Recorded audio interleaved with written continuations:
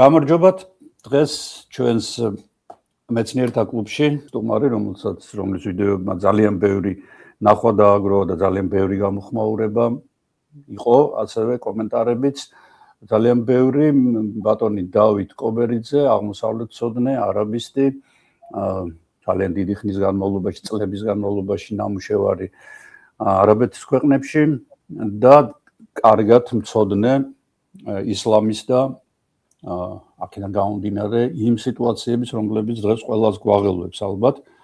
ყველაფერს რომ თავი დავანებოთ, ჩვენი სამეზობლოც რომ არ იყოს, იქ ხდება ისეთი ამბები, რომლებიც ალბათ ყველა ნორმალურ ადამიანს შეძრავს, იმიტომ რომ არ ვიცით ჯერ ჩაკეტილია ინტერნეტი არ არის მოიხსენებათ და არ ვიცით იქ რა ხდება, მაგრამ გამოჟონილი ინფორმაციით არის 2000 ყველაზე მინიმუმი და ახლა 12000-ზე არის საუბარი, არ ვიცით ჯერ. ისე ვიმეორებ, შეიძლება მეტია, შეიძლება ნაკლები, რაც შეიძლება ნაკლები იყოს, და ამიტომ დღეს დავით ამ თემაზე ვისაუბროთ, რა თქმა უნდა, პარალელში არაბეთის პრობლემებზეც, არაბული სამყაროს პრობლემებზეც, მაგრამ ძირითადი თემა იყოს ეს ქვეყანა, რომელიც უზარმაზარი ტრადიციების, უზარმაზარი ისტორიის, მე არ ვიცი, ასეთი ერთეულებია ალბათ მსოფლიოში, ასეთი ისტორიის მქონე ქვეყნები და ქვეყანა, რომელიც ჩვენთან უშუალო კავშირში იყო მუდამ და არც თუ ისე სასიამოვნოში. გამარჯობა. გაუმარჯოს, ძველი ახალი წელია, მიულოცოთ ჩვენს მსმენელს, მაყურებელს, გილოცავთ, როგორ დამოვიწყდა შემთხვევით მოლოცვა. ხო. სიკეთე და ბედნიერება. ასევე. ყველას, არა მარტო ქართველებს და ჩვენებს და შინაურებს, უკრაინელებს, ირანელებს, რა ვიცი მე. ყველა კარგ ხალხს, რომელიც იბრძვის ყველას, რა თქმა უნდა, ამერიკელებს, ებრაელებს და ყველას საერთოდ. ადამიანი რო იბადება, ის იბადება უცოდველად და კეთილ არსებად და მერე ხდება იმისი იდეოლოგიზირება და გაბოროტება და ყველაფერი ის რაც არ გვიყვარს ჩვენ ადამიანში მერე იძენს, თორე თავიდან ადამიანი ძალიან სუფთად და ნორმალურ არსებად იბადება. ეხლა მივუყვეთ ირანს, რა არის ირანი ზოგადად რითი იჭმევა ესე რო იტყვიან ხოლმე და ჩვენ ვიყავით სტუდენტები, როცა იქ მოხდა რევოლუცია, შახი გაიქცა და ახლა ვართ უკვე პენსიონერები და ახლა რაღაცა. მოდი გინდა აი მანდედან დავიწყოთ 1-2 სიტყვით, იმიტომ რომ იძულებულები ვართ რომ მანდედან დავიწყოთ. 79 წლიდან უნდა დავიწყოთ. ოღონდ რომელი 79 წელი? 1979 წლიდან. შენ თუ გახსოვს ჩვენ ჩემი ფაკულტეტი და კიდე 1-2 ფაკულტეტის ხალხი უცხოენებზე გავდიოდით სამხედრო კათედრას. სწავლება იქ იყო უცხო ენაზე. სამწყობრო მომზადება და ეს აირწინაღები და ეს კილკილაძე თქვენ ყავდათ, ხო? არა, ჩვენ არ ყავდია. ეს ფილოლოგია. ესენი ჩვენ არ გვეხებოდა საერთოდ. აქედან გამომდინარე რაღაცა აი ყველაფერი რაღაც განსხვავებული იყო, რა ცუდი თუ კარგი არა აქვს მნიშვნელობა. აი მაგალითად სამხედრო შეკრებაზე უნივერსიტეტის მერე ხო გახსოვს, ზოგი ვალეში დადიოდა, ზოგი დილიჟანში. ჩვენ მაგალითად ვალეში ვიყავით 3 თვე. 3 თვით დადიოდა ხალხი. ჩვენი ფაკულტეტი მიყავთ 24 დღით. და ქუთაისში მე მგონი. და ქუთაისში. ეხლა 24 დღე თავისთავად 3 თვეს რო ჯობია ჯარში, კარგია ეხლა. იტალიის მოსანახულებლად რა თქმა უნდა 3 თვე ჯობია, ხო? ხო და სამივე ენაზე რომელიც ჩვენთან ისწავლებოდა, ეს პატარა ჯგუფებად ვიყავ ჯერ ისედაც რა ვიყავით, სულ თელ კურსზე ვიყავით 25. კაცები გავდიოდით სამხედრო კათედრას, გოგოები გადიოდნენ საფერშლო მომზადება და რაღაცა ეგეთი ის. ხო და აი პატარ-პატარა ჯგუფებად ვიყავით დაყოფილები და ზოგი არაბულად გავდიოდით სამხედროს, ზოგი თურქულად და ზოგი სპარსულად. ხო და სპარსულად ვინც გადიოდა, იყო ჩვენთან რამდენი იყვნენ? 2 ბიჭი იყო. იმათ ასწავლეთ ჩვენები არც ერთს არ იცნობ. არც ერთი არ გეწოდინება შენ. გურამი და ესენი? არა, 2 არა, არა. როგორ არ იცნობ კაცო, ირაკლი იყო ლომოური. ხო, მაგრამ ირაკლი მერე სომხურზე არ გადავიდა? არა, ირაკლი არ გადასულა სომხურზე, მაგრამ ირაკლის თავისი მხედველობიდან გამომდინარე -47 რო ქონდა, ხო გახსოვს? სამხედრო კათედრა მოხსნილი ქონდა საერთოდ. ის ერთი დღე ისვენებდა რა, კვირის გარდა ის დღეც დასვენება ქონდა რა. ხო და კიდე ერთი ბიჭი იყო და მოკლედ ამ ერთს ასწავლიდნენ ამ სამხედრო საქმეს სპარსულად და გვარიც კი მახსოვს იმის იყო ვიღაც პოლკოვნიკ კალინინ ეგეთი ტიპი ირანისტი იყო ესა და რო დაიწყო იქ მთელი ეს ამბები ამ ირანში ჯერ კიდე 78 წლის ბოლოს დაიწყო ხო და მე ეს მიავლინეს რამდენიმე თვით 4 თვე თუ 6 თვე იყო იქ მივლინებული ძალიან ბევრი ახლა ბევრი არ იყო მთელ საბჭოთა კავშირში ახლა სამხედრო ხაზით ეს ირანისტები კი იქნებოდნენ მაგრამ ნუ არც ისე ბევრი იყო მოკლედ რო ჩამოვიდა მე გვიყვებოდა რაღაცებს მიგვავლინესო აქედანო ნუ რისი უფლებაც ჰქონდა ალბათ იმას გვიყვებოდა ჩავედითო იქ ცხოვრობდით ვაკვირდებოდითო რაღაც მაგრამ მართალი გითხრათო მე ვერაფერი ვერ გავიგე რა ხდება იქო აი საერთოდ ვერ გავიგეო. აი ვინ ვის წინააღმდეგ იბრძვის, აი შემდეგში რა უნდა იყოსო, ეს ხომეინი ვინ არის, რა არის. ხლა საქმე რაში იცი საბჭოთა კავშირის დროს კი იყო რაღაც გამალებული სწავლება, რაღაც გაღრმავებული განსაკუთრებით ესეთ სპეციალიზირებულ ფაკულტეტებზე ირანის, არაბული ქვეყნების, თურქეთის, მაგრამ იქ რელიგიის კუთხით სწავლება პრაქტიკულად არ მიდიოდა, იმიტომ რომ რელიგია ითვლებოდა საბჭოთა კავშირში, რომ ნუ დღეს არის, ხვალ აღარ იქნება და ეხლა აზე დავაკარგვინო დრო და აი ესეთ სიბრიყვეებს აწვებოდნენ და ამ დროს რელიგია განსაზღვრავს ყველაფერს იქ. ხო, აღმოსავლეთში რო განსაკუთრებით აღმოსავლეთში რო გაქვს საქმე, იქ ხლა რელიგიას თუ არ აქცევ ყურადღებას და თუ არ ითვალისწინებ მის როლს ნუ ჩათვალე რომ მაშინ დაჯექი აქ თბილისში და ის იკითხე რა ქვია. რუბაები იკითხე. ხო რა ომარ ხაიამი იკითხე და ნუ რას გაიგებ გამოჩდება მერე ხო. მოკლედ ამ კაცმა ვერაფერი ვერ გაიგო. მერე გამახსენდა მერე ამ კაცის სიტყვები და ეთყობა ეს კაცი მარტო არ იყო ვინც ვერ გაიგო. ძალიან ბევრმა ვერ გაიგო მაშინ რა მოხდა, რა ხდებოდა ირანში და რა შეიძლება მომხდარიყო. იმიტომ რომ ეხლა ეს დიდწილად 79 წლის ამბები ხელშეწყობილი იყო გარედან. ეხლა ვის მიერ იყო ხელშეწყობილი? ეხლა მე ზოგმა აღიარა, ზოგმა არ აღიარა და ასე შემდეგ. ამერიკის შეერთებული შტატები, საფრანგეთი და დიდი ბრიტანეთი. ბოლო პერიოდში ძალიან აითვალწუნეს ეს შაჰი მაგათი, ირანის შაჰი, რომელიც რა თქმა უნდა ეხლა შაჰი გაგიგია ის რაღაც გადამეტებულად და მოჭარბებულად კაცთ მოყარე და ჰუმანისტი და დემოკრატი და როგორც ნებისმიერი ჰეგემონია ნუ წარმოუდგენელი ეს რა ნუ მით ეს ახლა აღმოსავლელი კაცი და სატრაპი ნამდვილი ხო სხვანაირად ვერც მართავ ქვეყანას აი ირანისნაირ ქვეყანას იქ სულ სხვა რაღაცეებია საჭირო და ეთყობა კი არ გაითვალისწინეს ისე როგორც მერე აი სულ 10 წლის წინ 15 წლის წინ მთელი ამბები იყო ახლო აღმოსავლეთში ხო განსაკუთრებით არაბულ ქვეყნებში კი იცოდნენ რომ ეს კადაფი უნდა მოეშორებინათ, ბაშარ ალ-ასადი უნდა მოეშორებინათ, მაგრამ აი მერე ვინ უნდა ყოფილიყო და რა უნდა ყოფილიყო? ეგ აღარ იცოდნენ.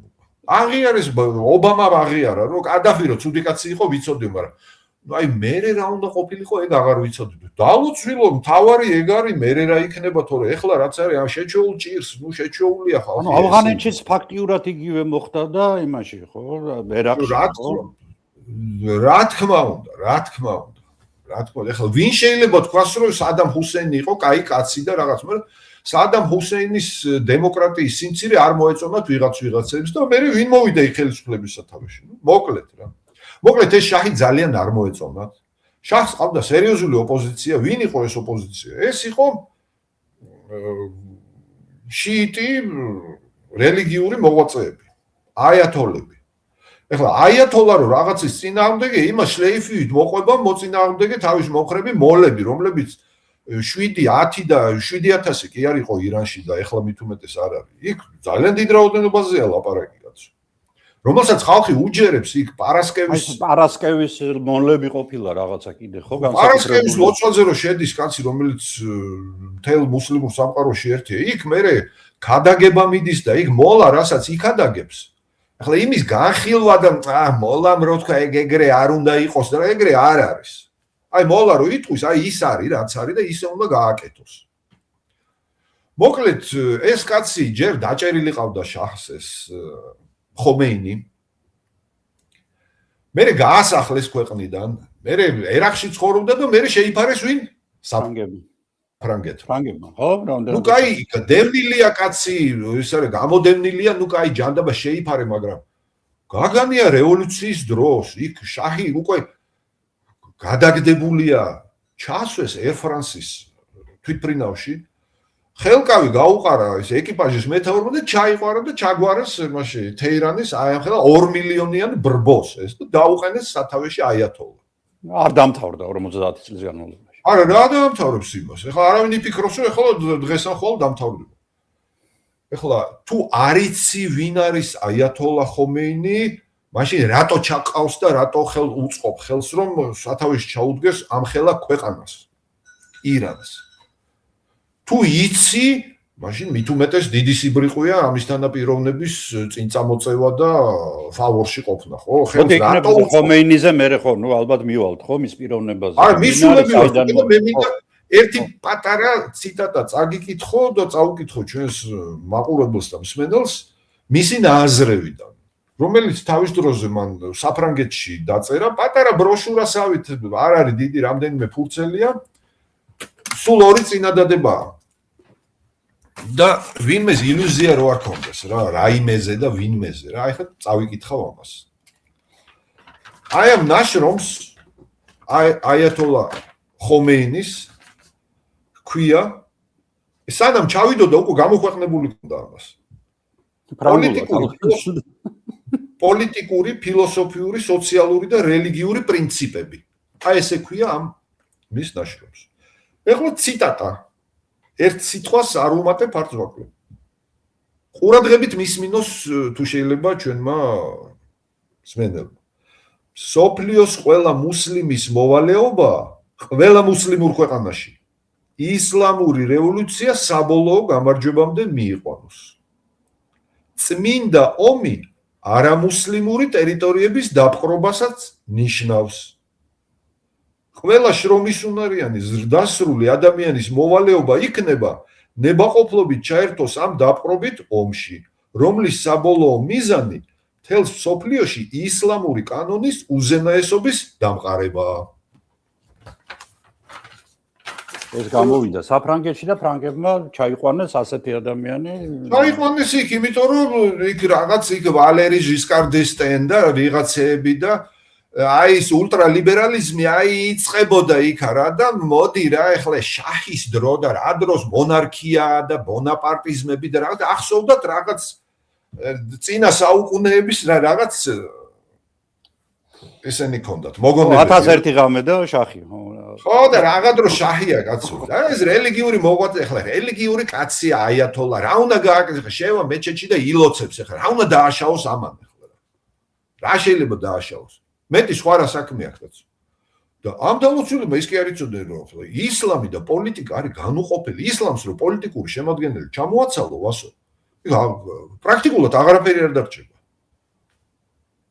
გაიგე ხო და ნუ მოკლედ ეს კაცი ჩავიდა გააკეთა ის რაც გასაკეთებელი იყო თითქმის 10 წელი იქ მართავდა ქვეყანას და მერე ქვეყნის სათავეში ჩადგა აი ეს დღეს ვინც არის აიათოლა ხამენეი ხო ეს ხამენეი ხომეინიზე ნაკლები კი არ არის კაცო ის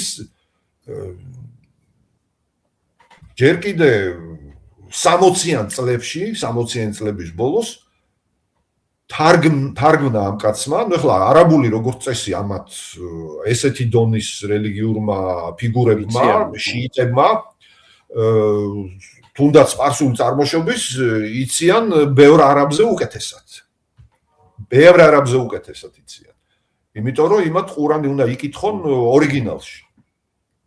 ხო და თარგმნა ორგანიზაცია მუსლიმი ძმების სულიერი ლიდერი საიდ კუტბის წიგნები, რომელიც არის ტერორიზმის სახელმძღვანელოა. აი პირდაპირ სახელმძღვანელო სამაგიდო წიგნებია ტერორიზმის.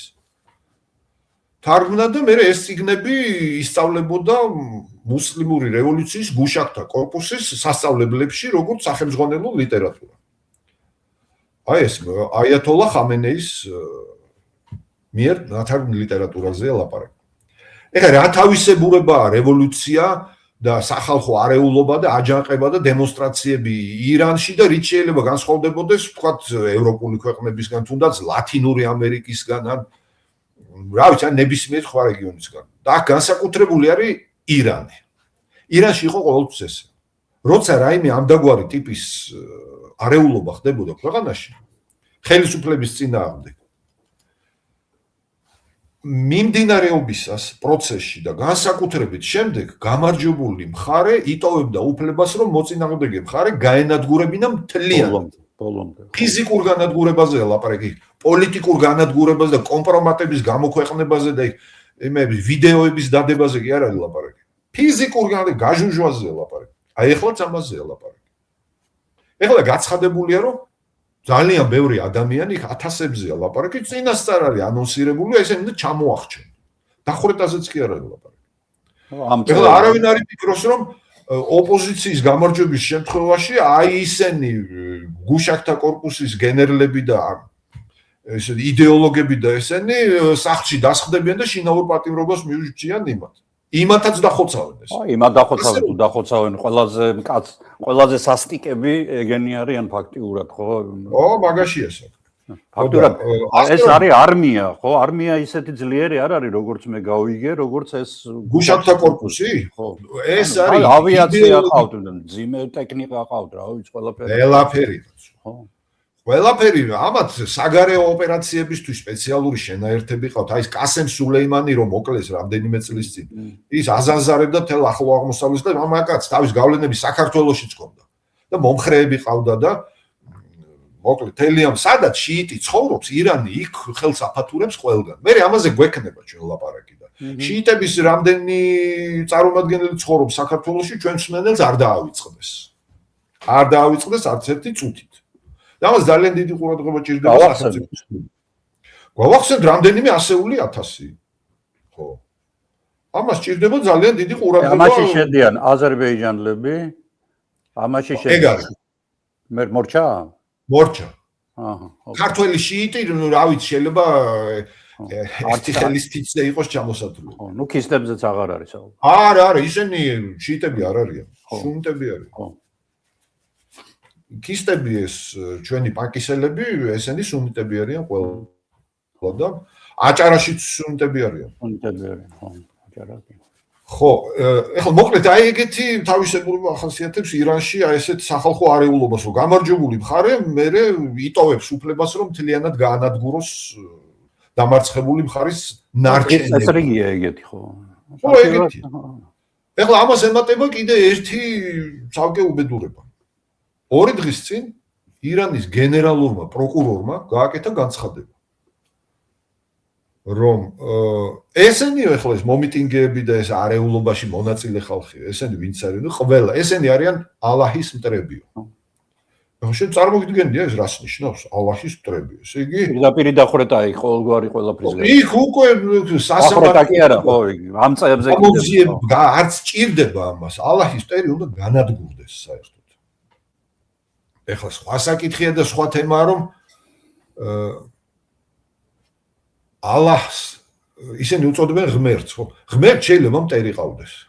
როგორ შეიძლება ღმერთს და თუ ყავს ღმერთს რაში ჭირდება გენერალური პროკურორის დახმარება, რომ საკუთარი მტერი ან მოიშოროს, ან დასაჯოს, ან რაღაც. მაგრამ ეს აქვთ აკვიატებული. ეს მარტო შიიტების აბსოლუტურად შიიტების იდეა არ არის, რომ ჩვენ ვებრძვით ალაჰის მტრებს. რა თუნდა ალაჰს შენი დახმარება რაიმე საქმიანობაში. თუ უნდა, ესე იგი იმდენად სუსტია, რომ იმას აიათოლებს და მოლებს და იმამებს იყენებს ამაში და ვიღაც ჯიჰადისტებს. ამაში დახმარება ჭირდება ღმერთს? არ ჭირდება, არა. მაგრამ ნუ ეს არის პოლიტიკური შემადგენელი ამ საქმიანობის.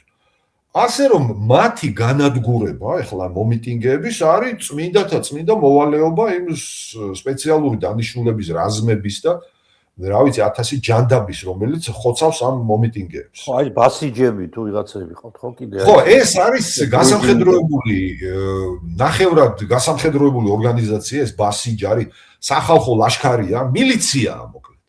ეს არის დროჟინიკების ხო, ოღონ უფრო კარგად დროჟინიკებს იარაღს ვინ მიცემდა ჩვენთან. იმათი პავიასკებს აძლევდნენ წითელი ფერის და დამოდიალდნენ ქუჩაში, ერთ სული ჰქონდათ, როდის დამთავრდებოდა, რომ წასულიყვნენ ლუდი დაელიათ მე და. ესენი შეერაღებულები არიან. და ძალიან დიდი რიცხოვნობა აქვს, ძალიან დიდი, ამას ისლამური რევოლუციის გუშაკთა კორპუსის პირადი შემადგენლობაზე გაცილებით მეტნი არიან ეს ბასიჯის ესენი წევრები. აქ არმია არ მონაწილეობს ჯერ. არმია არ მონაწილეობს. არმია მე მგონი ჯერჯერობით საერთოდ გვერდზე ყავთ ახლა ამ წუთში. გვერდზე ყავთ, იმიტომ რომ არმიას ცოტა ცუდი თვალით უყურებს ეს აიათოლების ხელისუფლება. კორპუსზე აქვს გადატანილი მთელი. რა თქმა უნდა, კი, აქცენტი მაგაზე და ეს კორპუსი უნდა იცოდე რა ხდება და რისი გამკეთებლები არიან ესე მთელი ნახევარზე მეტი ირანის ეკონომიკური მდგენელის არის ამათ ხელში. ესე ფულს უშუალობენ, ძალიან დიდ ფულზეა ლაპარაკი, კაცო, ეს ამათ კარგად აცხოვრებენ და ყველანაირი პრივილეგიები აქვთ ამათ და უცხოეთში სამსახური და საელჩოებში ეს დიპლომატები კი არ მუშაობენ ძირითადად ირანის საელჩო, საკონსულოებში. ისლამური რევოლუციის გუშაკთა კორპუსის როგორც ადრე იყო რა, ყოველთვის. ყველა ქვეყანაში საელჩოში ძირითადად საელჩოს თანამშრომელი კულტურის ატაშეები განსაკუთრებით. კი ბატონო, კი. ყველა დაზვერეს. და რას აკეთებენ მე ესენი ევროპულ ქვეყნებში, იგივე გერმანიაში თქვენთანაც და სხვაგანაც ესე დაძლებენ იმას რეჟიმის ოპოზიციას. იქ კვლელობები ხდება და გატაცებები და 1000 უბედური საქმე. ამას აკეთებენ დიპლომატიური პასპორტის მქონე თანამშრომლები ირანის. რა უნდა დააკლონ იმათ, ეხლა რაღაც თქვა ჩავარდა რაღაც სპეცოპერაციაზე, გაასახლებენ 48 საათის განმავლობაში. და მაგით დამთავრდება, მეტი კი არაფერი. გატენილია საქართველოს ეგეთი ორგანიზაციებით, აგერ ჩემ მეზობლად საელჩოა, კიდე სადღაც საკონსულო აქვს, მე კულტურული ცენტრებია, იმ კულტურულ ცენტრებში რა ხდება, კაცმა არ იცის. კიდე მაგაზე კიდე მე საგანმანათლებლო წყალებში დაწესებულებები, ირანული უნივერსიტეტის ფილიალებია, რელიგიური უნივერსიტეტის, ის კი არა. ხო. შაჰნამეს კი არ ასწავლიან იქ. იქ არის რელიგიური ყუმშია ცენტრი. ყუმი ხო არაფერს გაგონებს სიტყვა. ხო. ჩვენი ახალგაზრდობის ჟარგონს მაგონებს. ხო. ნუ ეს ისე პატარა გადახვევა, ეს ლირიული რა. აი ესა ლირიულს მოდი, რადგან ამაზე საუბრობთ, მაგრამ აქა ვართ, ხო? აი ჩვენი ფერეიდნელების ამ თუ არ ვიცით იქ რა ხდება? არაფერი არ ვიცით. ეხლა მე რასაც გიყვები და გეუბნები, ამისთვის არ არის საჭირო ინტერნეტი საერთოდ არ მჭირდება ინტერნეტი და რამის წაკითხო, მე ვიცი უბრალოდ რა სიტუაცია არის და რა სიტუაცია შეიძლება დადგეს ხვალ. აუცილებლად დადგება ეს სიტუაცია. ამისთვის მე არ მჭირდება რაღაც საინფორმაციო საერთო რეიტერი და მაგათი ესენი, რა ქვია, კორესპონდენტები, რომლებიც იქ თუ ჩადიან ინფორმაციას ძლივობით რაღაცას გადმოსცემენ, ან ძირითადად ვერ გადმოსცემენ. გამიგე? დავით, რა კიდე ერთი რამ მაინტერესებს, იცი? აი ახლა აქ ერთ-ერთმა სპარსელმა მითხრა, რომ ნუ რა თქმა უნდა შახის მომხრეა და ყველაფერი და ესა და დაბრუნდებიო 30 წელი აქ ვიცხოვრე, მაგრამ როგორც კი შახი დაბრუნდება, მეც დაბრუნდებიო. ჩვენი რა გზნობს აქ. შიიტი არაბები ყავთო შემოყვანილიო იმათ დასახოცადო, რა ქვია. არის ეგეთი რამე? არის ხო? არა, როგორ არ არის კაცო, ეხლა არა, ასეთი ინფორმაცია? არა, ხო, საერთოდ ხო, მე აღარ გამიგია თქვა, ეხლა სულ უსმენ ირანის ამბებს და ეს შენ რამ გაგაკვირვა ამ ინფორმაციამ, რომ შიიტი არაბები შემოიყვანეს თუ ზოგადად შიიტი არაბების არსებობამ გაგაკვირვა? არ ვიცი რამ გამაკვირვა, ხო, რაღაცა გარე და ძალა დაჭირდა შემოსაყვანად, ანუ შეიძლება კორპუს არ ემბოლია. ეხლა გეტყვი რა შეიძლება ხდებოდეს, მან და დიდი ალბათობით ხდება. ეხლა ირანმა ჯერ კიდე აი 80-იანი წლებიდან დაიწყო საგარეო აქტივობები ძალიან დიდი მასშტაბებით რა. ჰეზბოლა არის ირანელების შექმნილი, აიათოლების შექმნილი ორგანიზაცია, ლიბანური ორგანიზაცია. ჰეზბოლა მარტო იქ არ არსებობს, რა ქვია, ლიბანში. ჰეზბოლა ერაყშიც არსებობს, ამის ფილიალი და თურქეთშიც. და კიდე სხვა ქვეყნებშიც. ეს არის ირანის მიმართ როგორი ლოიალური კი არა, როგორი ერთგული ორგანიზაცია, იცი რომ აი მთლიანად დამოკიდებული ამაზე, იმიტომ რომ ირანი აფინანსებს ამათ. ხომ ჰეზბოლაში არიან არაბები? არაბები არიან კი, ლიბანელი არაბი, შიიტი არაბები არიან. ნუ საერთოდ მუსლიმების 10-დან 15%-მდე, აი ესე დაახლოებით, ოღონდ მეტი არა, პლუს მინუს 1-2% შიიტები არიან. არაბების. მუსლიმების, მთელს მსოფლიოს. ოკეი. ყველა მუსლიმის. ძირთად მუსლიმები არიან სუნიტები. ხო. სუნიტები არიან. ამის თაობაზე ერთხელ მქონდა რაღაც 10-15 ვისაუბრე. კი, მქონდა მაგას. ხო და არის ამის დიდი შანსი, რომ ადგილობრივმა ხელისუფლებამ, ცენტრალურმა ხელისუფლებამ ირანისამ დაინახა, რომ იქ რაღაცა გაჭირვება. ეხლა იმიტომ რომ ყველა რეგიონში ვერ ყოფნითო, დიდი ქვეყანაა, საქმე რაშია იცი? ეხლა მაინც აღმოსავლური ქვეყანაა ეს. მაინც კი არა, აღმოსავლური კლასიკური ქვეყანაა, ხო? ეხლა აღმოსავლური ქვეყნის თავისებურება ყველაზე დიდი არის ის, რომ ტომები და კლანები გადამწყვეტი მნიშვნელობა აქვს ამას რა, აი ნათესაური ურთიერთობა, აი კლანური ურთიერთობა. იგივე ეხლა ამ რევოლუციის გუშაკთა კორპუსში კი არის ის აყურმოჭრილი მონაა ცენტრალური ხელისუფლების, რა თქმა უნდა, ის ვერ გადავა იმის სიტყვას, მაგრამ ეხლა ქუჩაში გამოდი და ეხლა მიუშვი ხალხს ისა, იქ შენი გვარის და შენი ტომის ხალხს ხო შეიძლება ვერ აქნა, ხო? ხო, იქ შეიძლება იმათ ბიძაშვილი მოკლას და ეხლა მაინც და მაინც დიდი სურვილი წესით, ნუ არ უნდა კონდეს ამას და ეხლა ლიბანელი შიიტი რო ჩამოდის არაბი იქიდან. რო ეტყვიან რომ დავა ეხლა შენ ჩამოდი თეირანში და გინდა სხვა ქალაქებში იქა და აჰა შენ თანხა და აი შენ ოჯახს ეს პატივისცემა და ეს ამბავი და ალაჰის მტრებთან საბრძოლველად ხო მოდიხარ და რა სიტყვის ის? რა თქმა უნდა მიდის და ეხლა იმას არ ყავს იქ ბიძაშვილები. უხეშად ვამბობ, ხო? ხო, ჩვენი მერვე პოლკის არის. ხო, რა თქმა უნდა, ბრა. თავისუფლად იხმარს ის იარაღს. და მე დაბრუნდება თავისთან. ან თუ არ დაბრუნდება, გახდება, ვინ გახდება? შაჰიდი გახდება და პირდაპირ 64-ში იმდენი მაგათ გაუხმეს თავი, მოხდებიან ჰორიებთან. ასე რომ მე რეალობასთან ძალიან ახლოს არის.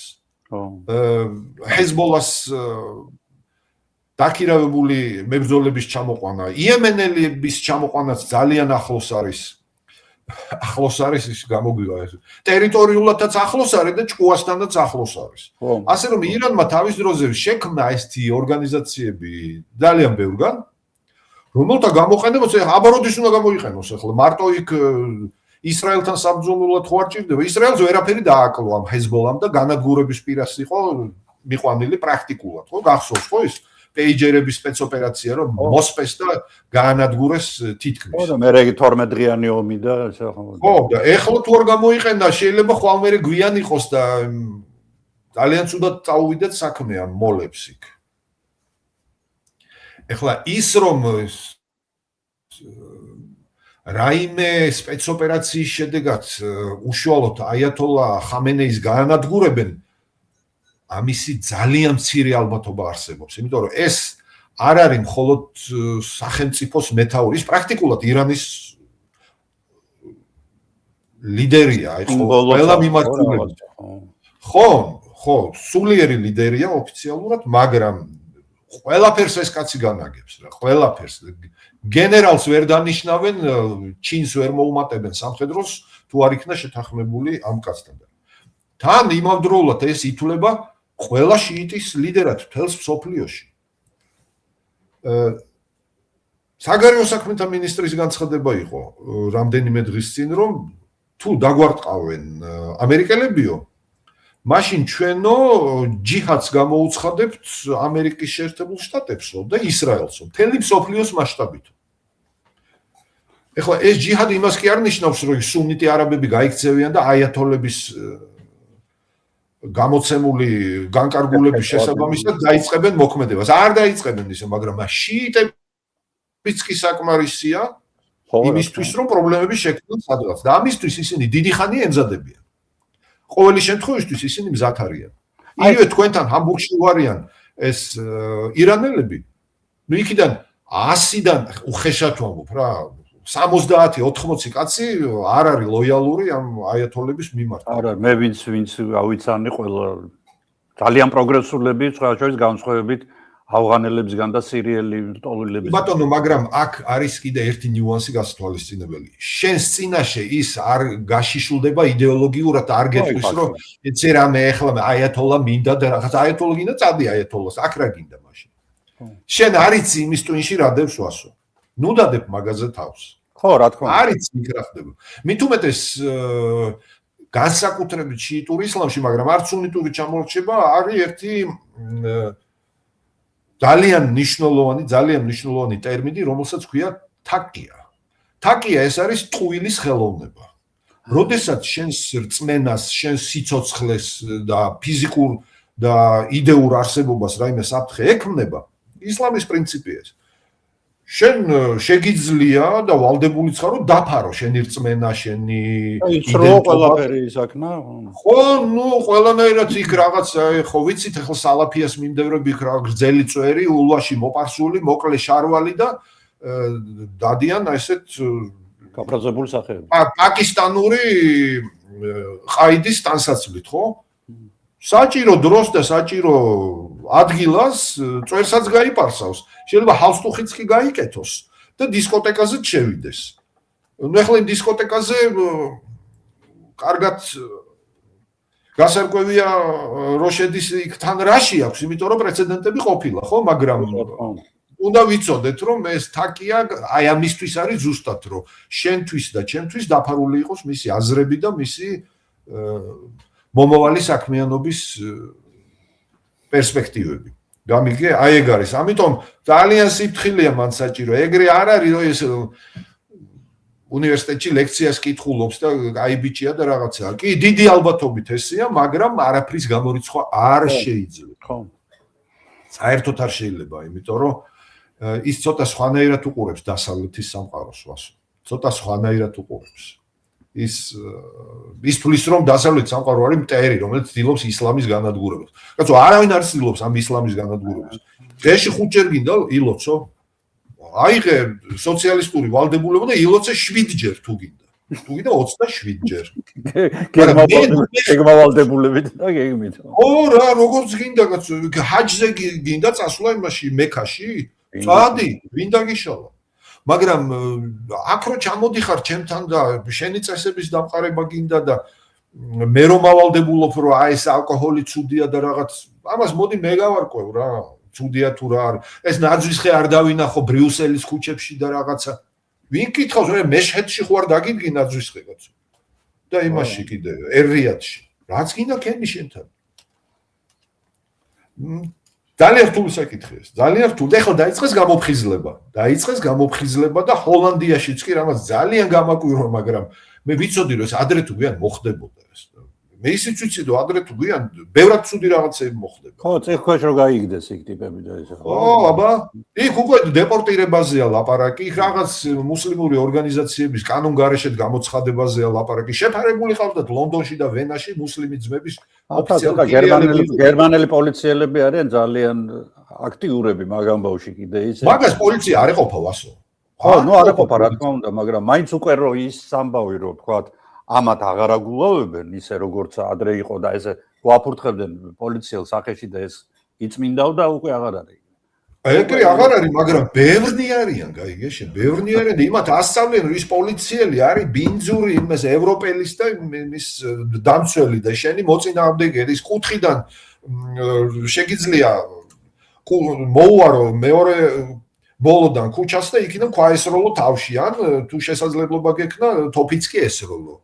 და ამას მოყვება ძალიან ცუდი ამბები. ეს ადრე თუ გვიან მოხდება ევროპაში. აუცილებლად მოხდება. დიდი დაპირისპირებები იქნება. ძალიან დიდი. მიუბრუნდეთ ირანს ისე. ხო და იმის თქმა მინდოდა უფრო სწორად რომ ეხლა აიათოლა ხომეინის იქ მადუროსავით გამოტაცება, მკვლელობა, განადგურება, ეგეთი რამე არ მოხდება.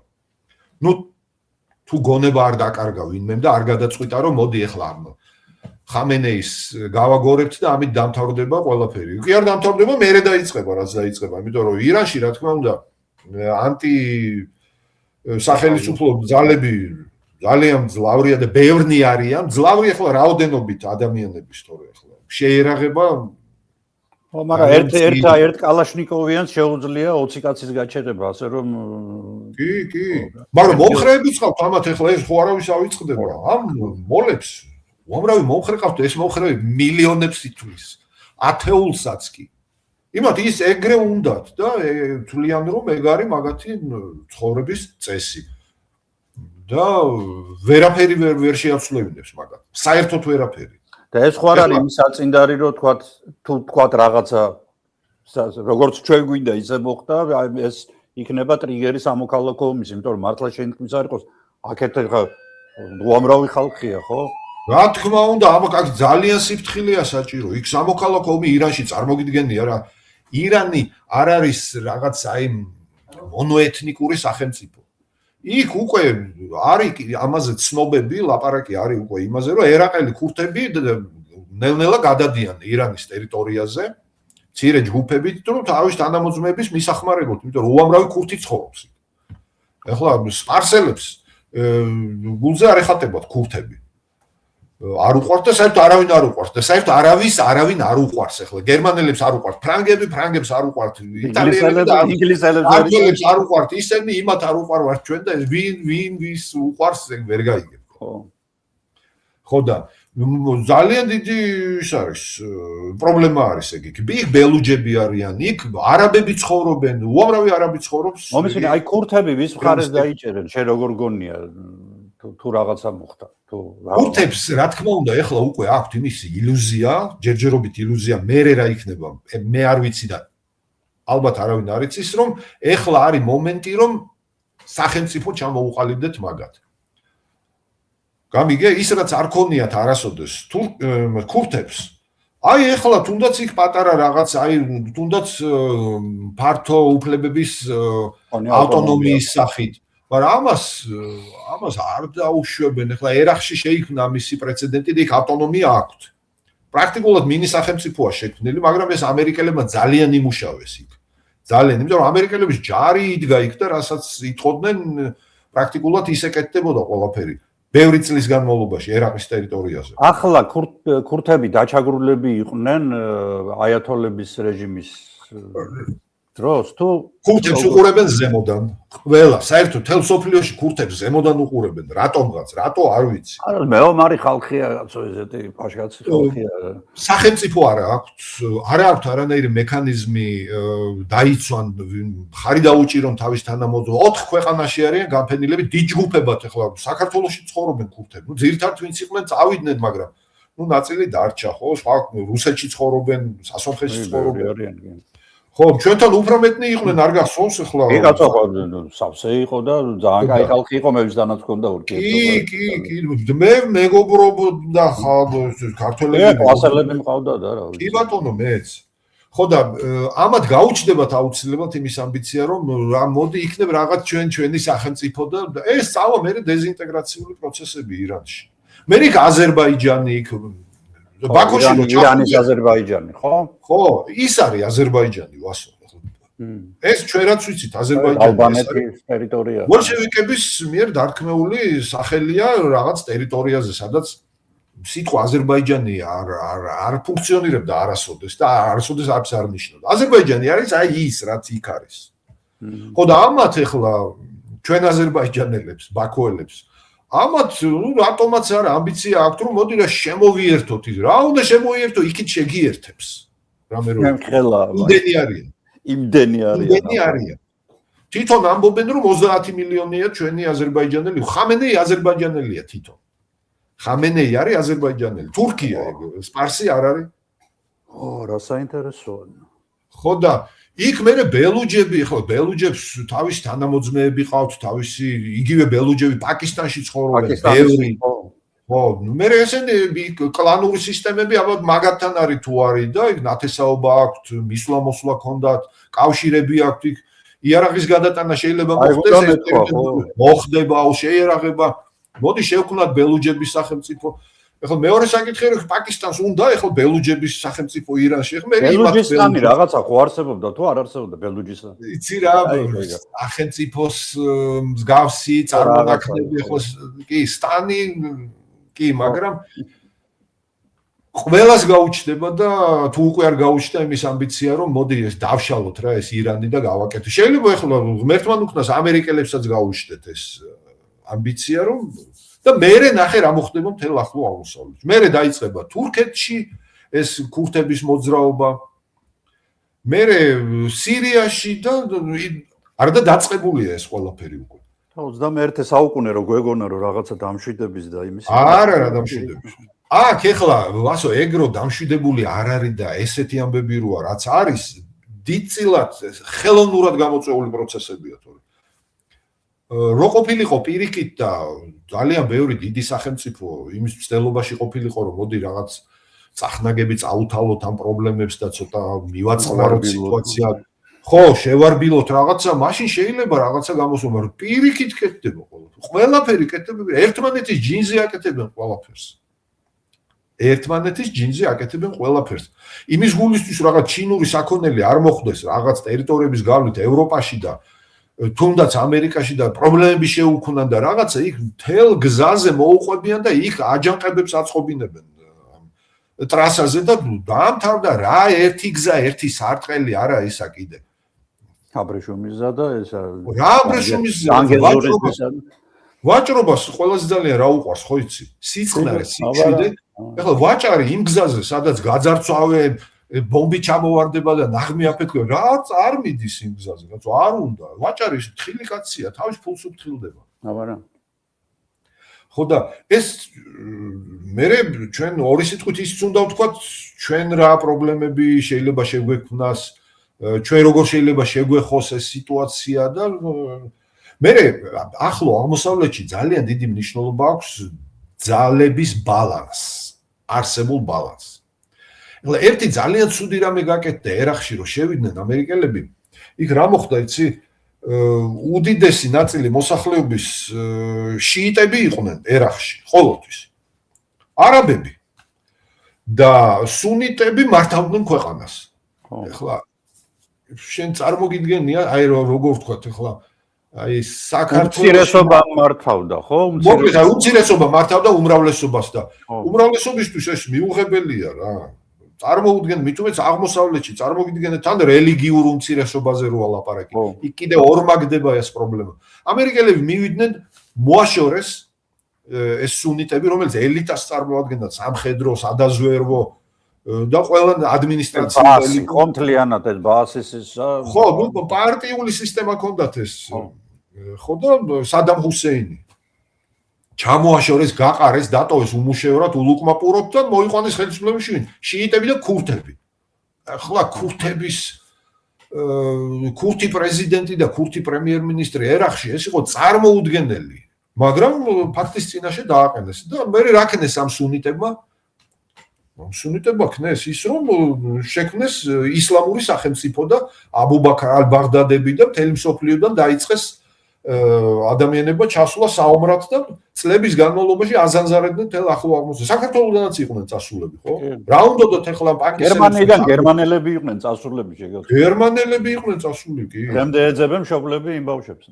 100-ზე მეტი ქვეყნიდან ჩავიდა ხალხი იქ ჯიჰადისტვის, იმიტომ რომ გამოცხადდა სახალიფო, ახლა სახალიფო რო იქმნება სადმე, იქ ყველა ვალდებულია რომ თავისი თემიდან მიავლინოს წარმომადგენლები იქ. ეს ძალიან რთული სისტემაა და სპეციალისტებმა იციან რასაც ნიშნავს ეს. არასპეციალისტებმა არ იციან. ხო და გონიათ რომ რაღაცა მარტივი რაღაცეებია და ეს ჩვენ არ გვეხება, რა არ გეხება, როგორ არ გეხება, ეს შეეხება ყველას. საერთოდ ყველას. ეხლა რეგიონში მეტნაკლებად ბალანსი იყო შექმნილი შიიტური და სუნიტური ძალებისა. ეხლა სუნიტები ვინ არიან რეგიონში? ყველას დიდი სახელმწიფო, ხო? თურქეთი, ხო? ეხლა თურქეთი ერთი მხრივ კი ცდილობს რომ ცდილობს არა, ცუდი სიტყვა, არ ცდილობს, არა, ძალიან ფრთხილად იქცევა, მაგრამ სურვილია რა თქმა უნდა, რომ დომინანტი გახდეს, ხო, მთელ ამ რეგიონში. ყოველ შემთხვევაში ერდოღანს პრეტენზია აქვს. კი, მაგრამ იცის რომ ეხლა ირანთან ესე პირდაპირ დაპირისპირება და მომიტინგების მხარდაჭერა და ისა ძალიან უძღეს ჩააგდებს თვითონ თურქეთს. ამიტომ წყნარად არიან ჯერჯერობით. ელოდებიან. ხო არაფერი თურქეთს ჯერ არა, არც იტყვიან ჯერ. სანამ არ დაინახავენ რომ გადაწონა რომელიმე ძალა, ხმას არ მოიღებენ ეგენი. და ალბათ სწორედაც მოიქცევიან. ხო, იმიტომ რომ ჯერ ნაადრევია ხო. თან ირანთან სერიოზული ურთიერთობები აქვს. თურქეთში გაზი არ აქვს არაფერი, თან ვაჭრობის ძალიან დიდი წილი მოდის ირანზე. ახლა ირანში არეულობები და საზღვრის ჩაკეტვა და ასე შემდეგ გამოიწვევს რა, რომ თურქეთის ისედაც ცოტა რთულ ეკონომიკურ სიტუაციას ძალიან დაამძიმებს. რაც არ უნდათ ბუნებრივია მაგათ, ხო? ასე რომ თურქები წყნარად არიან. მაგრამ ნახე რა ხდება დღეს მაგალითად ინდოელებმა შეუწყვიტეს აი ბრინჯი ბასმათი ყოფილა რაღაცა რომელსაც იყენებენ ირანელები უგემრიელესი ბრინჯი ხო ეს გრძელი ისა და იმის ექსპორტი შეწყვიტეს და ესო იქნებაო კატასტროფაო ირანისთვისო იმიტომ რომ 2/3 ადამიანების მაგ ბასმათზეა თურმე დამოკიდებული ხო კი ბატონო ანუ ინდოეთმა უფრო ისეთის გააკეთა მანევრი ჯერჯერობით იცი რა არის თურქეთი დიდი ქვეყანაა ვასო თითქმის 100 მილიონიანი ქვეყანაა რაღაც ჯარი ყავს რაღაც მოწინავე იარაღი აქვს რაღაცა აქვს ბოსფორის რუტეები რაღაცები კი მაგრამ ახლა ეს ინდოეთია მილიარდ 600 თუ 700 მილიონი კაცი ცხოვრობს ახლა თითო ქვარო ისროლოს შენ წარმოგიდგენია ირანის მიმართულებით ქვაქვაზე აღარ დარჩება ამიტომ იმათ არ აქვს ეს სენტიმენტები ამაზე რომ ახლა ირანელები მოგვიცივდებიან ვერაფერი ვერ მიუცივდებიან ეს ძალიან სხვანაირი თემაა ისევ როგორც ჩინეთი ხო გამოაცხადეს შტატებმა რომ ყველა სახელმწიფოს და ყველა კომპანიას დაუწესებთ სანქციებს ვინც ირანთან რაიმე სახის ვაჭრობას გააგრძელებს 25%-იანი ეს ვაჭრობას გააგრძელებთ არ გვეხება ჩვენ ამას არ მოგვისმენი ეს თქვენი სიტყვები და დაამთავრდა ხო და ასე რომ ეს ინდოეთის ამბავი არ უნდა გაგვიკვირდეს ეს შედარებით უფრო მცირე ქვეყნებისთვის ყურადსაღებია ამერიკელების განცხადება. ეხლა კიდე რა საფრთხე შეიძლება იყოს ჩვენთან? ნუ ეხლა იქ თუ სერიოზული არეულობები დაიწყო და იქ სამოქალაქო ომი იმ მასშტაბებით, რასაც ირანელები ადრე და გასულ საუკუნეებში ძალიან ხშირად მიმართავდნენ ხოლმე, ეს ძალიან ცუდ შედეგებს მოიტანს მთელი რეგიონისთვის, სამხრეთ კავკასიისთვის კონკრეტულად, ხო? ნუ აი აქვეა ყურის ძირშია, ხო იქ რა? აქვეა, აბარა არის. ხო და ძალიან ძიმეა ეს სიტუაცია. განსაკუთრებით საყურადღებოა ჩვენთვის აი ეს ბალანსი რა, ეს ზანგეზურის და ერეფნები და რაღაცები. იმიტომ ვერ გააკეთეს და იმიტომ ირანელები კატეგორიული წინააღმდეგი არიან მაგას. ხო, ეხლა თითქოს რაღაცა დაიძრაო მაგ ზანგეზურის ამბავი. ვასო, როგორ არის, იქ რკინიგზის ხაზსაც გაიყვანენ ერთი, იქ მატარებელი გაივლის, 2-იც გაივლის, 10-იც, 100-იც, მაგრამ ეს არ იქნება ისეთი მასშტაბები, რაც უნდა თურქეთს. ეს ვერ იქნება უბრალოდ, იმიტომ რომ ძალიან დიდი მოწინააღმდეგეები ყავს ამ პროექტს. ძალიან დიდი. ირანში. ირანი, თვითონ ირანი. ესე იგი, ამ პროექტით ირანს კეტავენ, გამიგე? ეხლა იქ ჯარი რო ჩადგება იქ ვიღაცეების, ამერიკელებმა ჩვენ და ეხლა ამერიკელების ის უნდა, კანვოი უნდა ირანს იქ თავის საზღვრებთან, არ უნდა. იქ ჩინეთია ამის წინააღმდეგი. იმიტომ რომ ამის საბოლოო მიზანი არის თურქულენოვანი სამყაროს რაღაც გაერთიანება ბჭყალებში, რა გაერთიანებს ახლა მას თურქს და ყირგიზს. შანსი არ არის მაგის. თურქმანს და იმას. ხო, ნუ აბსოლუტურად სხვადასხვა გზებით წასული ხალხია ეს, ოდესღაც რაღაც მონათესავე ხალხები იყვნენ. ეხლაც საერთო ენაა თითქმის, მაგრამ აბსოლუტურად სხვადასხვა ინტერესი. მე რუსეთი მუშაობს რომ ესე არ მოხდეს. ხო, ნუ ხა ცენტრალური აზია მაინც მათი გავლენის სფერო იყო. ხო და ირანი თუ იმ დონეზე დასუსტდა, რომ იქ ძალიან რეგიონისთვის ვეღარ მოიცალა ვერანაირად, მე იქ თურქები უფრო აქტიურად დაიწყებენ მუშაობას, მათ შორის ჩვენთანაც. ჩვენთან ძალიან აქტიურად მუშაობენ თურქები, ძალიან აქტიურად. ეს თურქული საქველმოქმედო ორგანიზაციები, ვითომ საქველმოქმედო ხო იქ რაღაც მივლენ რაღაც ორგანიზაციას რაღაცა წაეხმარებიან და მერე მიდიან და თავის საქმეებს აკეთებენ იქ.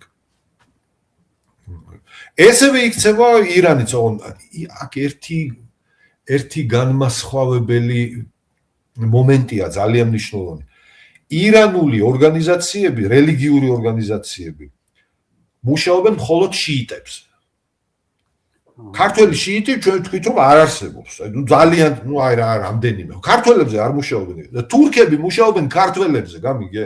აზერბაიჯანელებზეც, რაც ძალიან დიდი დაპირისპირების საგანია ირანთან. შიიტი აზერბაიჯანელების მისაქცევად მუშაობენ რომ გაასუნიტონ და ახერხებენ ამას.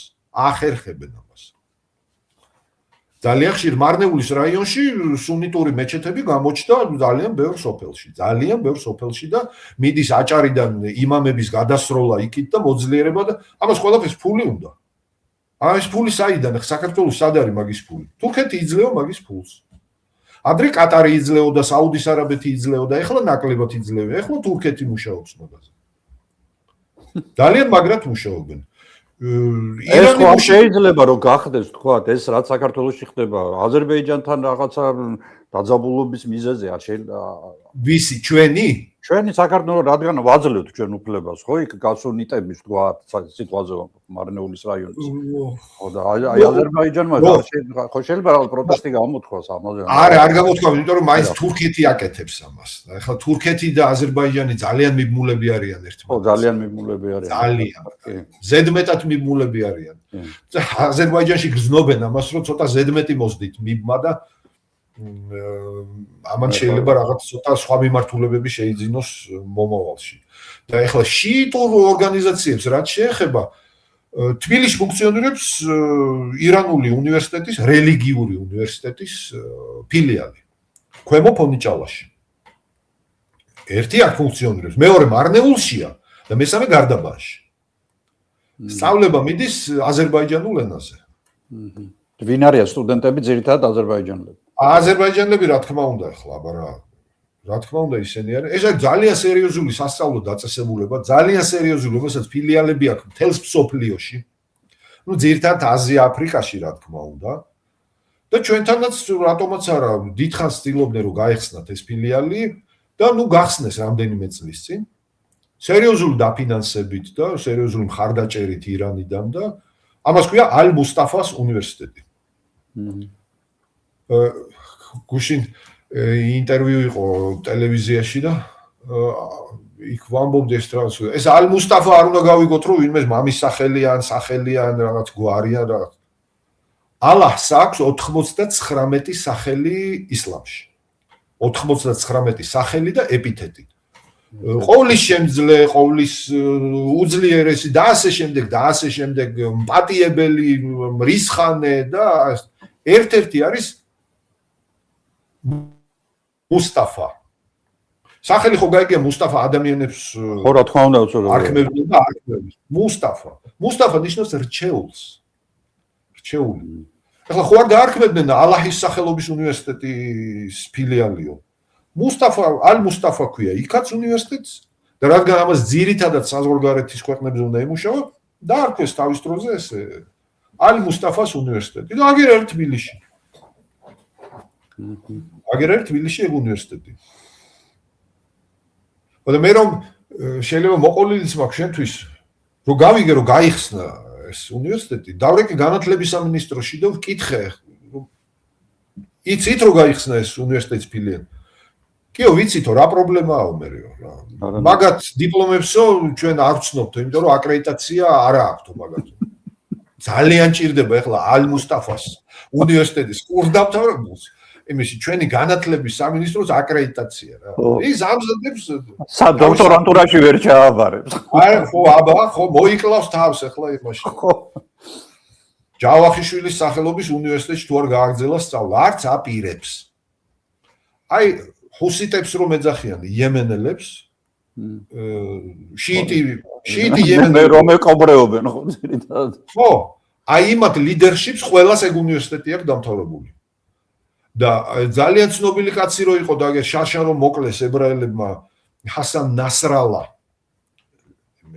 ჰეზბოლას შეფი ლიბანში ხო ის იყო სამეთვალყურეო საბჭოს წევრი აი ამ ალ-მუსტაფას უნივერსიტეტის ეს ისე ცნობისთვის ჩვენი მაყურებლებისთვის რომ იცოდნენ რასთან გვაქვს სამინისტროსთვის კიდე რომ იმედიანად არიან რომ რა არა აკრედიტაცია არ მიგვიწია არც მიუმართავთ რა თუნდაც შენი აკრედიტაცია იმათ არა აქ და ნუ აქ აი ეგეთი ამბებია ირანში რა შეიძლება მოხდეს აი დღეს ვერც ერთი აღმოსავლეთმცოდნე ირანისტი არ ვიცი მე ვერავინ ვერ ეთქვა სანამ ლაპარაკობ შეიძლება იქ ისეა შეცვლილი მდგომარეობა რომ ხო ზუსტად გეთახმებ ზუსტად შეიძლება მოხდეს რაღაცა ძალიან დიდი უბედურება რაღაც არ ვიცი მე მძიმე ტექნიკა შეიძლება გამოიყენონ ქუჩაში და დაიწყონ ხალხის რეჟიმი ამას აი ეს მიზეზები ვთქვით რატო ესეთი სიმხეცე სიმკაცრე რატოა ხო ეხლა მიტინგების დარბევის მეტი რა გვინახავს ხო 9 აპრილიდან დაწყებული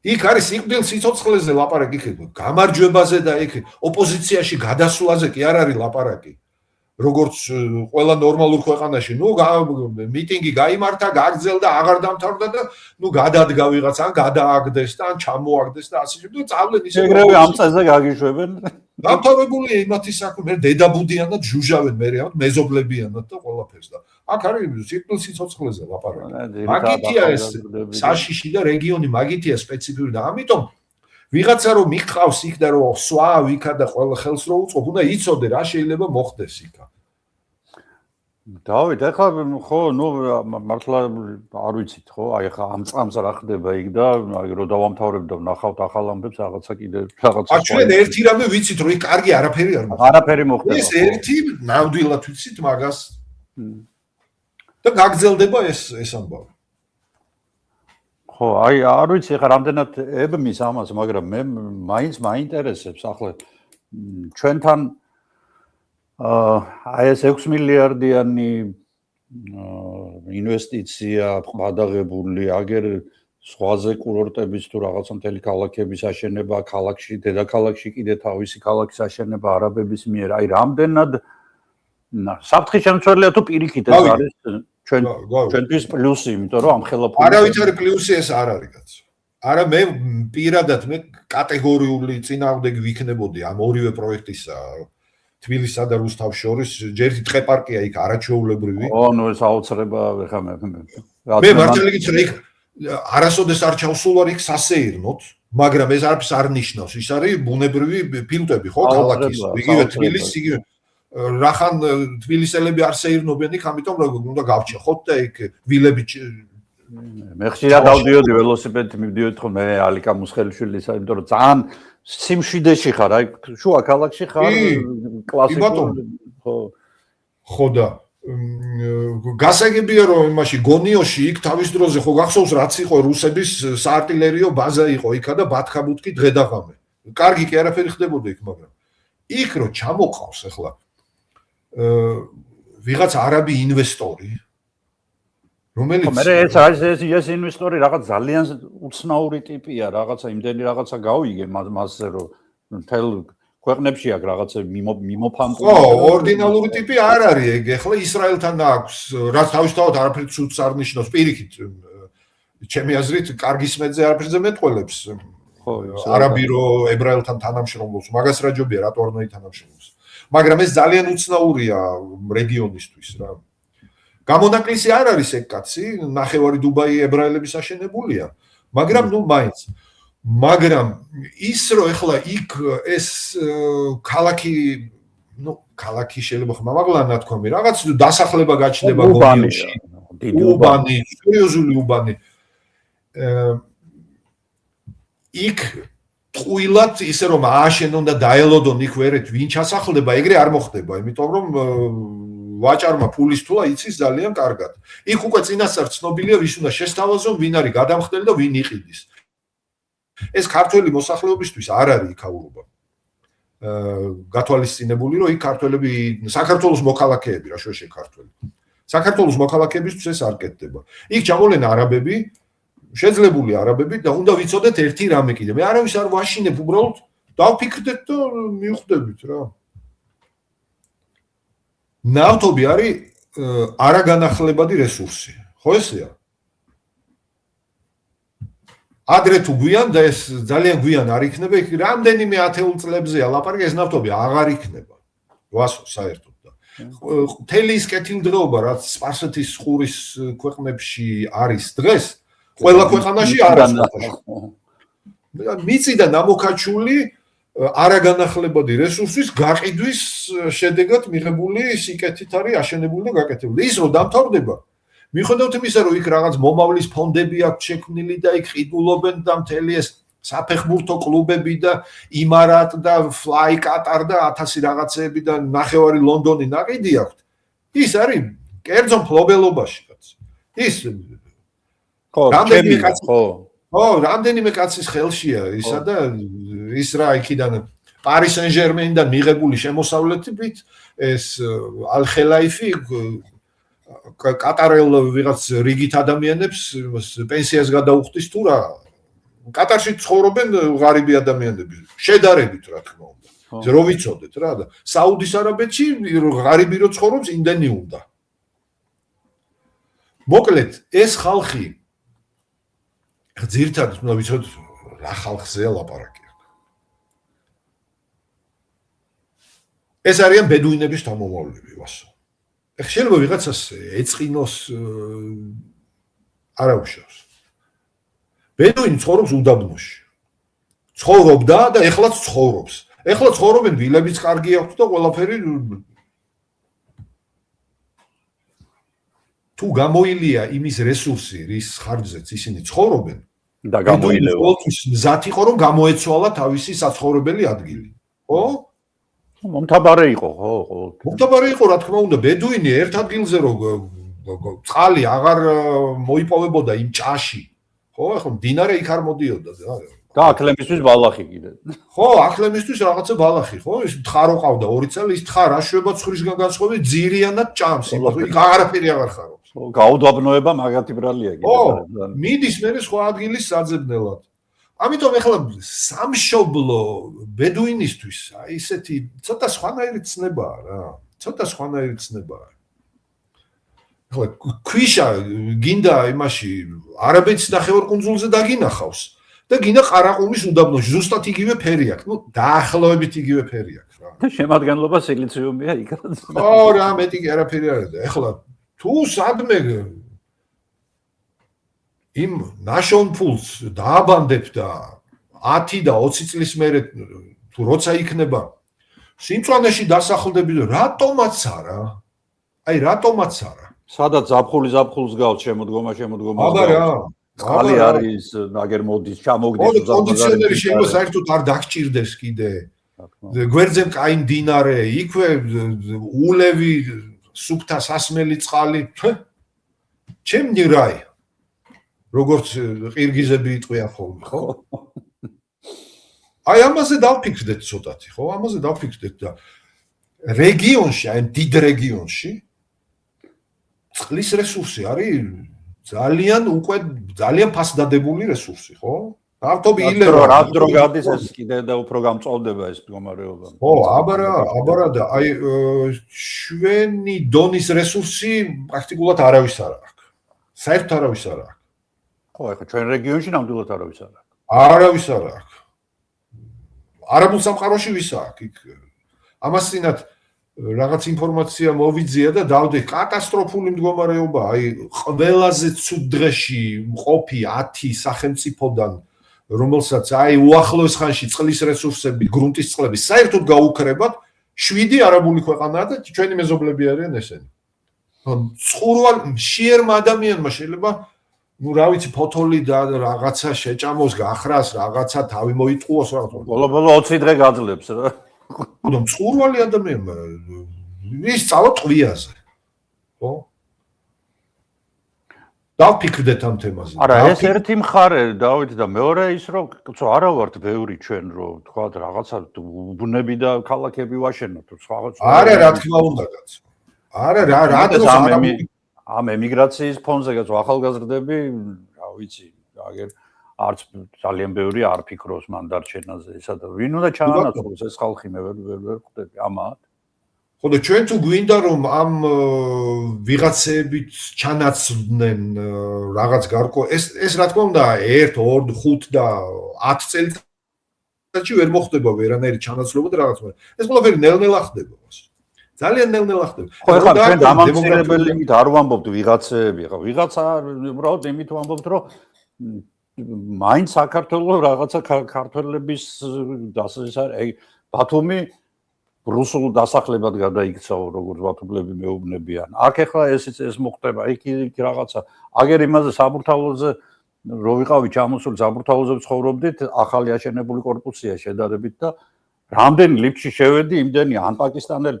აი დედას გებიცებ, ქართველი ლიფტში არ დამხვედრია იმ კორპუსში, ყოველ შემთხვევაში არ შანხაი რო არის უბანი, აი ევროპული სკოლა და რაღაც რო არის, ქუთათელაძის ქუჩაზე. რამდენი ჩავჯექი ლიფტში, იმდენი 5-6, აი ეს რაღაცა გაურკვეველი ფერის და წარმომავლობის ადამიანები, ახალგაზრდები ხო. გასაგებია რომ ეს ნაწილი არის სტუდენტი და დაბრუნდებიან უკანო. პაკისტანში დაუბრუნდები მე საქართველოს მერე. საქართველოს რო ვნახავ, პაკისტანში დაუბრუნდები. ესენი ვასო ძირითადად არიან ინდუსები და ბანგლადეშიდან ჩამოსული ხალხი, რომელიც ძირითადად 99 და 19% სწავლობს სამედიცინოზე. და რა ხდება მე ჩვენთან შედარებით ძალიან იაფია სამედიცინოზე სწავლა, ეგენი ძირითადად გადიან, მაგრამ ნაწილი რჩება ახლა. ნუ იტყვის რომ 1000 ჩამოსულიდან 1000 გავა. ხა ბანგლადეშში რატომ უნდა დაუბრუნდები? ამაზე კაი გასაგებია იქ ჩავალ და ვთქვა სტომატოლოგი თუ ვარ ლასკა გუბს რო ეძახენ, იმით თუ ამოვაძრე კბილი. ესენი მიდიან მე ევროპაში, არის ქვეყნები ევროპაში, სადაც მათ იღებენ და ექიმებად ამუშავებენ. ქართველები არ არიან ცუდი ექიმები. თუ კარგი არა კაცო, არა, ნუ მithumetes თუ მიგიღებენ ახლა სადღაც მანჩესტერში, თლათ ექიმად თავიდან შეიძლება არ მიგიღონ, მაგრამ თუ კლინიკაში თუ გამუშავებენ, იქ წარმოგიდგენია რა ხელფასზე ემუშავებს. იქ ნახევარ უბანს არჩენს თავისი ხელფასით იქიდან. ხო, მაგრამ აჰმადაბადიდან რომ ჩავიდა ვიღაცა. მოგეთ ესეთი სიტუაცია და ახლა არაბი სტუდენტებიც არიან ჩვენთან, მაგრამ საუდის არაბეთიდან და საამიროებიდან სასწავლებლად აქ არავინ არ ჩამოდის. იორდანიიდან ჩამოდიან ეგვიპტელები ცოტა რაღაც რამდენი. ლონდონები და ესენი აქვს პარიზები ათვისებული. სასწავლებლად მაინც რო გითხრა რომ სწავლისთვის თავს იკლავენ, ტყუილი იქნება. ძალიან ცოტა დადის. საცხოვრებლად თუ ჩამოვლენ. ეხლა არის თბილისის ირგვლივ უკვე გაკეთებულია ვასო უბნები. უკვე. უბრალოდ ეს ყველამ არიცის და ბევრმა არიცის. აი მოკლედ რამდენიმე უბანი გაკეთებულია, ძალიან ელიტური დასახლებები, 2-3 სართულიანი, 1 სართულიანი ვილები. იქ ვერ შეხვალ უბრალოდ თავის გოლფის მინდვრები და აუზები და ყველაფერი. ვიცი და იმიტომ მომბობ. სადაც კვადრატული მეტრის ფასი 3-4 $-დან იწყება, ევროდან უკაცრავად. იქიდან იქ ცხოვრობენ უკვე არაბები, ომანელები, ბევრი არა, მაგრამ ეს შედარებით ხელმისაწვდომი იქნება აი ეს კომპლექსები, რასაც აპირებენ. აქ ძირითადად საშუალო ფენის ხალხისთვის იქნება. ხო, საშუალო და ცოტა კრედიტსაც მოახერხებენ აღებას, რომ შეიძინონ ესენი და ჩასახლებიან აქ და იქნება რაღაც მე ამას მოყვება თავისი ახლა ადამიანია ის კაცი და იმას თავისი უნდა ყველაფერი კაცო, იმას თავისი მეჩეთი უნდა. მეჩეთი ხო, ეგ უნდა მეთქვა ხო, მეჩეთი დაჭირდება ხო? არა, რა არის ამაში გასაკვირი? ვიცი ყველაფერი ხო. ხო, დაჭირდება აუცილებლად. მე დემოგრაფიული საკითხია ხო, ნუ ის გამრავლებას დაიწყებს ის. იცი ხო როგორ მრავლდებიან ეგენი რა? კარგად. ხო და პრობლემაა ეს და რატო ვიქნით ჩვენ თვითონ ჩვენი თავისთვის პრობლემას? არ ვიცი, ხა ეს 6 მილიარდზე დახარბება ასეთი რა იყო, რა გახდა 6 მილიარდი რა არის, ვერ გავიგე. ხო, საქართველოს ეკონომიკისთვის ეს რაღაც დეველოპერული პროექტები, ეკონომისტებმა იმსჯელონ, მაგრამ მე ცოტა საეჭვოდ მიმაჩნია ეგ ამბავი. არ მჯერა მე მაგამის, მოკლედ, არ მჯერა. ცუდის მეც მე მაგაში ვერაფერს ვერ ხვედავ. აი, მოკლედ და კონკრეტულად რო ვთქვა. დავით, ძალიან დიდი მადლობა. ძალიან საინტერესო იყო როგორც ყოველთვის შენთან შეხვედრა. ჩვენი მაყურებელი თხოვდა მე სხვათა შორის, მაგრამ რაღაც აღარ გქონდა ჩვენ მეტი სალაპარაკო. თითქოს სალაპარაკოს რა გამოვლებს? უამრავია, იმიტომ რომ ეს ჩვენი სამეზობლოა და ჩვენ ამ სამყაროში ვცხოვრობთ და თუ კიდევ რაღაცა იქნება რაღაცა გადაწყდება, აი როგორ გადაწყდება, ისიც საინტერესოა და ნახოთ, რა თქმა უნდა საინტერესო იქნება. ნებისმიერ შემთხვევაში ძალიან ცუდი ამას რომ საინტერესო სისხლისღვრა იქნება. ძალიან დიდი სისხლისღვრა იქნება იქ. საუბედუროდ. მოდი ამ სიტყვით ნუ დავამთავროთ და ხო. კიდე ერთხელ ახალი წელი სიკეთის და ბედნიერების მომტანი იყოს. აუცილებლად და ხო დიდი მადლობა მომავალ შეხვედრამდე.